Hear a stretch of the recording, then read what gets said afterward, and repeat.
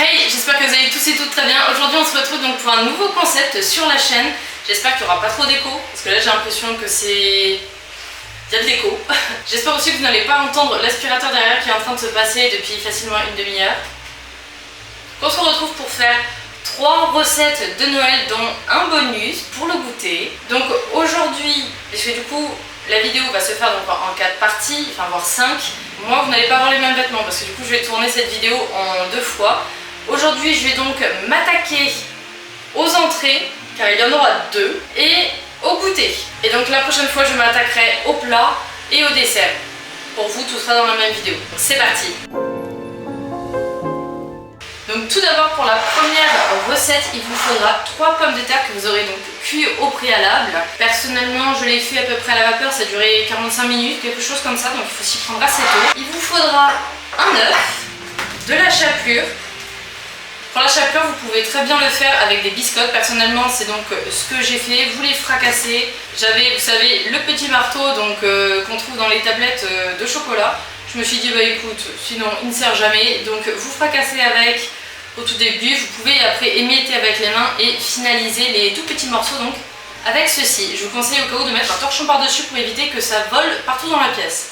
Il vous faudra aussi du fromage, donc personnellement j'ai pris du Lardammer, vous pouvez prendre de la mozzarella. Il vous faudra aussi de l'huile, et pour la première recette c'est déjà pas mal, on va commencer. Donc là il vous faudra éplucher donc les pommes de terre une fois qu'elles seront cuites. Donc personnellement je pense que j'aurais peut-être pas tant besoin d'un éplucheur. Après il vous suffira donc de les aplatir pour faire de la purée. Et on se retrouve donc juste après pour la partie un peu plus technique. Ensuite vous pouvez mettre une pincée de sel, du poivre et de l'origan. Et ceci, une fois fait, vous pouvez donc mélanger le tout. Donc pour ma part, j'ai ensuite décidé de transvaser dans un bol, ce qui sera beaucoup plus pratique après, pour donc manipuler les pommes de terre. Et ainsi, vous récupérez en même temps un récipient, donc une assiette, pour pouvoir mettre les petites bouboules qu'on va faire donc après. Vous pouvez très bien aussi le faire directement, au lieu de le mettre dans une assiette, etc. Ça marche très bien évidemment. Une fois ceci fait, je vous conseille donc de prendre une cuillère à soupe et de prendre à peu près l'équivalent d'une cuillère, de la mettre sur votre assiette, puis d'aplatir en une sorte de pâte ronde. C'est-à-dire donc comme ceci. Vous devez donc prendre votre carré de fromage et le mettre tout simplement là-dedans. Prendre la pâte, la rouler dans vos mains pour en faire une boule.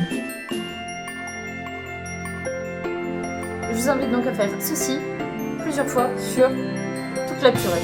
Par la suite, équipez-vous d'un œuf que vous aurez mélangé, de l'œuf donc que vous avez mélangé au préalable, de votre chapelure et de vos boules de pommes de terre. Si vous avez des pinces avant, n'hésitez pas à les prendre, ça sera beaucoup plus simple pour les tremper. Si vous n'en avez pas, bah à la main. Donc on fait bien le tour de toute la pomme de terre afin que toute la chapelure après soit bien prise dedans. Donc c'est un peu la partie la moins ragoûtante. Hein. Puis on la met dans la chapelure. Vous roulez bien, histoire qu'il y ait de la chapelure partout sur la pomme de terre, comme ceci. Et vous pouvez les mettre donc dans une assiette à côté et répéter le processus avec toutes les autres. Ceci fait, vous pouvez donc le laisser au frigo pendant potentiellement à peu près 1 heure à 2 heures, c'est à vous de voir. Ok, donc en attendant que la première recette repose au frais, on va s'attaquer donc à la deuxième où il vous faudra 2 filets de poulet, 25 centilitres de béchamel. Alors pour celle-ci je ne vais pas le montrer dans cette vidéo de recette. Par contre je vais vous mettre en lien dans la description la vidéo de Philippe Etchebest qui montre en fait comment faire une béchamel. Moi-même je vais l'utiliser quand je vais faire donc la recette. Franchement elle est géniale. Il vous faudra, si vous le souhaitez, une cuillère à soupe de moutarde. Personnellement je ne vais pas en mettre. 50 g de parmesan râpé. Vous pouvez mettre aussi 100 g de mozzarella râpé. Donc personnellement j'ai toujours utilisé le même fromage donc que tout à l'heure. 100 g de fromage râpé. Vous pouvez aussi utiliser de la ciboulette et il vous faut 100 g à peu près de dés de jambon. Pour ma part, le fromage râpé, bon là il fait 70 g. Je vais donc faire tout simplement des dés de jambon avec du jambon en tranches. Il vous faudra aussi 30 g de beurre, un œuf, 80 g de chapelure, donc voilà, toujours la même que vous aviez acheté ou que vous aviez fait vous-même. 80 g de farine, de l'huile de friture, du sel et du poivre. Dans un premier temps, il vous faudra mettre vos 30 g de beurre donc à fondre. Personnellement, donc j'ai mis thermostat 6. Et une fois que ce sera fait, vous pourrez mettre donc vos escalopes de poulet.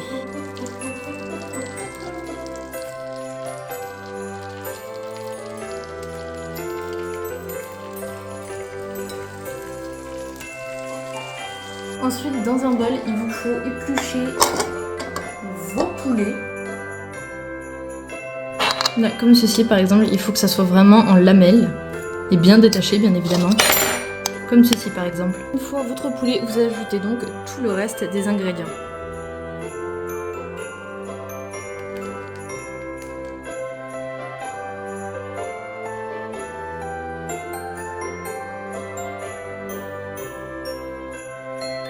Et une fois que c'est fait, vous prenez dans votre saladier et vous mettez dans votre moule, histoire de bien le remplir, qu'il prenne bien la forme.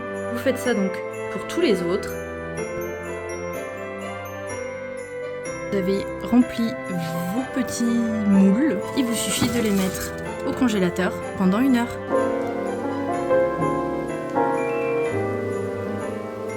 Ok, maintenant on passe à ce que je préfère, la pâtisserie. Donc là c'est le goûter. Ce sera une verrine aux pommes caramélisées avec mascarpone et spéculoos.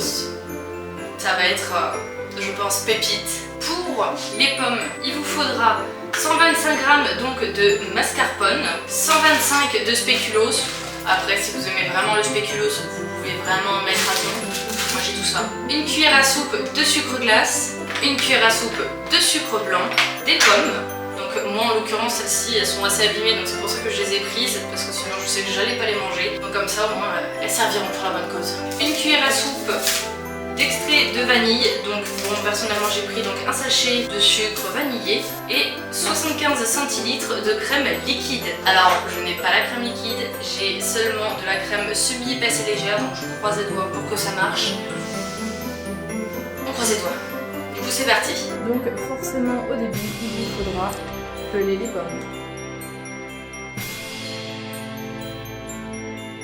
Une fois que vous aurez fini de les peler, il vous faudra donc les couper en dés.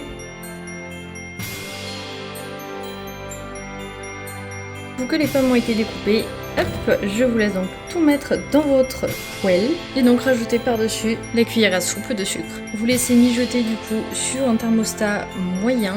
Vous les laissez un peu dorés, caramélisés et on y revient juste après. En attendant, je remplis donc les petites verrines avec le spéculoos que j'ai déjà concassé. En attendant du coup que les pommes de terre finissent de caraméliser, je vais m'attaquer à la chantilly avec de la mascarpone. Dans le batteur, je mets donc toute la crème. Ensuite, je mets la mascarpone, les cuillères de sucre glace et le sucre glace. Et à partir de là, on commence à faire tourner.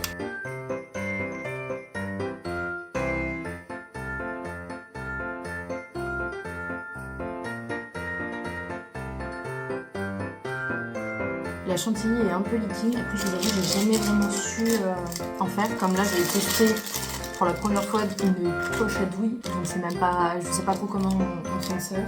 Donc écoutez, je croise les doigts. Après, elle est quand même onctueuse, on peut quand même prendre onctueux ce fait. Et par exemple, je sais pas si vous allez bien voir, hop. Et elle est quand même, elle est pas trop liquide non plus. Mais bon, je sais même pas si déjà le fait de servir d'une poche à douille, ça va changer quelque chose. Par contre, oula, j'ai vraiment trop peur de pas savoir m'en servir. Ouais, en fait, elle est quand même trop liquide. Ça prendra pas la forme. Mais bon, par contre, elle a vraiment le goût, vous savez, de celles qu'on achète en magasin. Bon, après, est-ce que c'est peut-être parce que j'ai rajouté du sucre vanillé derrière? C'est fort possible aussi. Donc maintenant on va passer à la partie la plus délicate, donc c'est la friture. Donc déjà je vais faire commencer par chauffer l'huile, faire très attention aux éclaboussures, d'ailleurs moi j'ai baissé mes manches. Vous pouvez déjà, d'ores et déjà, sortir les premières entrées que vous avez pu faire. Comme ça me permet de laisser un peu plus de temps aux autres qui sont dans le congélateur de bien prendre forme. Donc comme vous pouvez le voir, bon, déjà là je trouve que c'est un petit côté appétissant, donc j'ai hâte de passer tout ça dans l'huile et que vraiment ça devienne croustillant. Je vous recommande d'ailleurs d'avoir une spatule soit comme celle-ci soit vraiment des pinces, quelque chose pour vraiment arriver à attraper les entrées qui seront dans l'huile, parce que là sinon vous êtes un peu dans la mouise. Du coup j'en ai profité pour sortir ceux que j'avais mis au congélateur, parce que donc je suis allée voir, ils ont quand même bien pris. Donc là par exemple si je démoule, vous voyez. Donc ceux-là, je vais pas le faire de suite, j'ai d'abord passé donc les premières entrées. Mais ceux-là, donc il faudra faire le même concept, les passer dans l'œuf, puis dans la chapelure et les passer du coup dans l'huile. Donc je pense que je vais vous retrouver une fois que tout ça sera fait.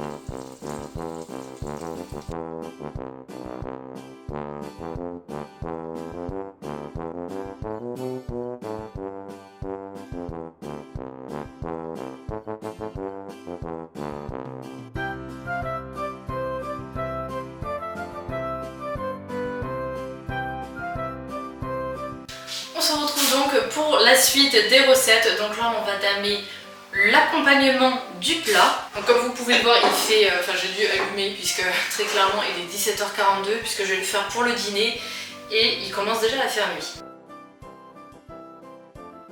Cette recette, vous aurez besoin de pommes de terre avec un récipient plus ou moins grand, ça c'est vous qui choisissez, d'une mandoline. Alors moi je vais utiliser du thym, mais vous pouvez très bien utiliser du laurier, pardon, et un demi de crème liquide. Donc premièrement ce que je vais faire c'est, alors j'ai regardé dans la recette, vite fait que je regardais, donc je vous mettrai en description donc le Pinterest. Eux ils ne sont pas embêtés en fait à éplucher les pommes de terre, donc bah écoutez je vais faire pareil.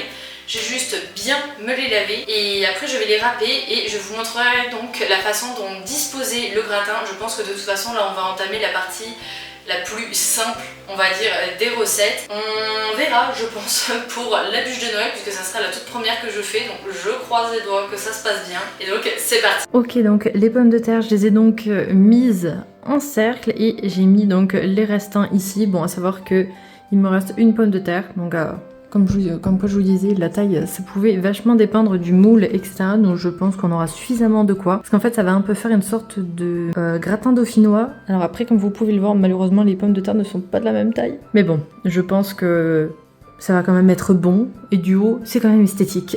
Donc là, on va mettre bien partout la crème liquide. Donc là, c'est bon, j'ai mis un bidon et demi. Et là, je vais donc mettre le thym, histoire de donner un peu plus de goût. Alors je vous avoue j'ai préféré faire par les petits points parce que j'ai peur que sinon il y ait vraiment trop de thym qui tombe. Et donc je vais en mettre un peu partout. Et donc une fois que c'est fait, je rajoute le gruyère un peu partout, histoire de faire un peu le gratiné, vous savez, qu'on retrouve donc sur les gratins dauphinois tout simplement. Donc le plat est totalement recouvert, donc là je fais un peu préchauffer le four donc à 180 degrés et on laissera le gratin pendant 1 heure. Donc à savoir que le gratin je l'ai un peu réarrangé aussi à ma sauce, hein, donc soit vous suivez celui du Pinterest que je vous mettrai donc en description, soit cette recette-ci. Prochaine recette, vous avez donc besoin d'un filet mignon, donc nous on a pris 2 porcs, du poivre, du sel, d'une pâte feuilletée et de fromage râpé, sachant que moi je vais rajouter donc de la moutarde.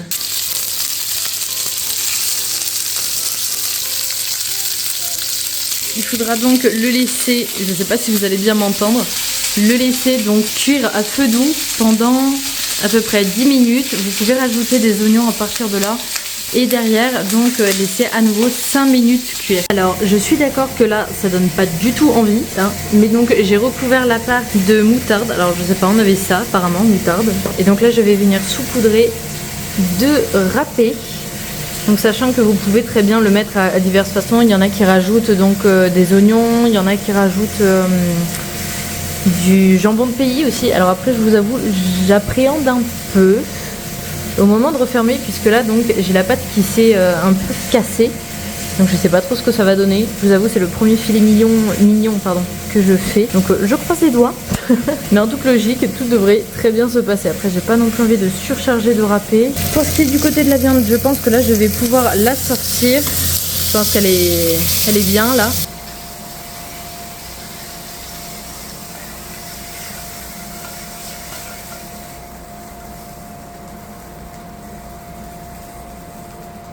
Et donc à partir de là, je vais donc tout recouvrir. Une fois donc que vous l'avez recouvert, vous pouvez laisser 40 minutes à 180 degrés. On va donc passer au meilleur, le dessert, donc la bûche de Noël.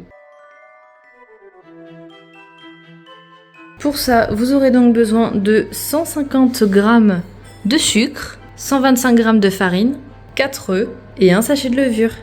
Pendant le temps où je vais mélanger donc mon mélange pour la génoise, je vais faire fondre au bain-marie 400 g donc de chocolat noir qui nous servira non seulement à tartiner et l'intérieur, mais aussi à faire le nappage extérieur. Et donc maintenant que ma pâte est donc bien mélangée, je vais devoir l'étaler donc sur la plaque.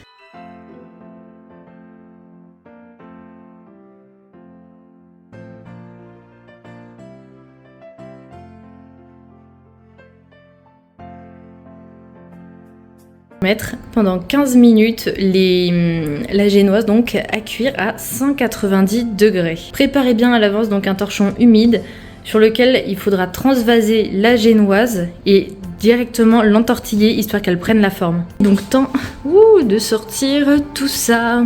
Alors le gratin légèrement visiblement débordé, mais ça a l'air d'aller encore. Et en dessous, hâte de voir. Pour l'instant ça a une belle couleur. Regardez-moi ça là. Ah, je pense qu'on va voir vraiment un bon nappage. Ici, il reste 6 minutes. Regardez-moi ça, la génoise. En vrai, elle a l'air trop bonne. J'ai trop hâte de l'utiliser. Ici, on a donc le... Alors, à chaque fois, j'ai envie de l'appeler pain de viande, vu la tronche. Mais le filet mignon, là. Et c'est vrai que j'ai regardé, quand on ouvre, regardez-moi ça. On voit vraiment avec le fromage, etc. J'ai trop hâte de manger. Et là on a donc le gratin de pommes de terre. Alors je pensais pas qu'on allait voir comme ça, je pensais que ça allait vraiment plus fondre. Mais quand même là, ça a l'air quand même pas mal appétissant. Attendez, on va regarder. Ah ouais, ça croque et tout. Enfin ça croque, ça croustille. Ça sent bon le thym par contre. Hâte de manger tout ça. D'ailleurs, c'est vrai que là, du coup, comme ça fait plusieurs jours que j'ai mangé donc avec mon père les 3 recettes précédentes, alors franchement, la verrine, une tuerie. Franchement, je vais en refaire. Les 2 autres aussi, mais alors franchement, vous faites ça en plein. Ça vous cale. Et c'est là vraiment où je me dis, heureusement que j'ai pas tout fait le même jour, parce que je pense que ça aurait été dur franchement de manger. Il y a l'odeur de la génoise là. Je me dis franchement, j'aurais peut-être dû mettre, vous savez, du sucre vanillé ou de la fleur d'oranger dedans. Donc si jamais vous ne l'avez pas fait, que vous regardez cette vidéo là en entier avant de faire les recettes, pensez-y, je pense que ça peut vraiment rajouter quelque chose de waouh.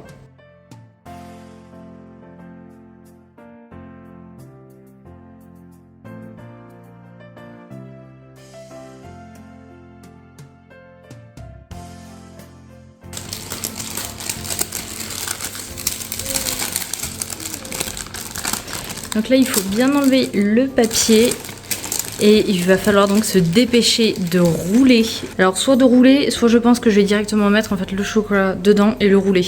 Ça sera plus simple. Et donc vous continuez à étaler comme ça le chocolat sur toute la génoise le plus vite possible. Et après vous allez donc la rouler. Donc de rouler enfin la bûche. Alors, on va pas se le cacher comme ça donne peut-être pas envie. Mais je me dis, une fois que c'est coupé, bon, il y a moyen. Je pense qu'en fait, c'est juste qu'elle était peut-être un peu trop épaisse et peut-être pas assez longue. Mais bon, c'est vrai que je vois pas forcément comment faire sinon. Parce que bon, niveau largeur, enfin longueur, on a une bonne bûche quand même. Donc là, je vais me servir donc du restant de ça avant que du chocolat donc au bain-marie avant qu'il ne se durcifie pour donc totalement faire la surface. J'espère que je vais réussir à faire quelque chose d'assez esthétique.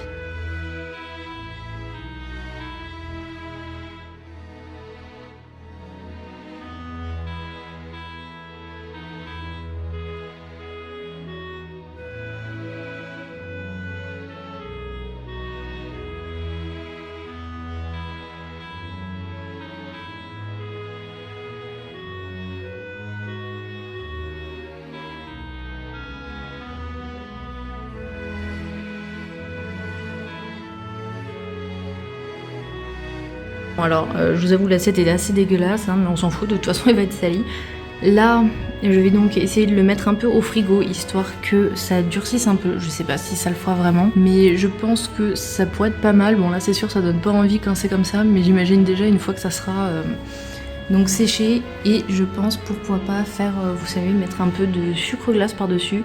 Bon là vu que c'est encore chaud, je préfère un peu attendre et on verra bien. Là ça me fait un peu penser, vous savez, les crêpes, j'ai bretonne et bretelle, donc non. Enfin les crêpes toutes fines en fait, qui sont super bonnes à enrober de chocolat, ça me fait un peu penser à ça, je vous avoue. Donc hâte de voir à la fin. Bien évidemment, je vous mettrai donc des photos avec le résultat quelque part sur l'écran. Et moi je pense du coup que c'est ici qu'on va se laisser. J'espère que donc cette vidéo vous aura plu, que vous avez potentiellement pu apprendre donc de nouvelles recettes. Dites-moi d'ailleurs en commentaire si du coup l'une de celles-ci vous a plu, si du coup vous sentez de le refaire chez vous, sachant que je trouve qu'en fait du coup elles sont assez simples. Maintenant il ne reste plus qu'à goûter les 3 dernières et je vous dirai donc tout ça dans le commentaire, du coup comment ça s'est dégusté. Donc n'hésitez pas à liker, à vous abonner et moi je vous dis bye bye.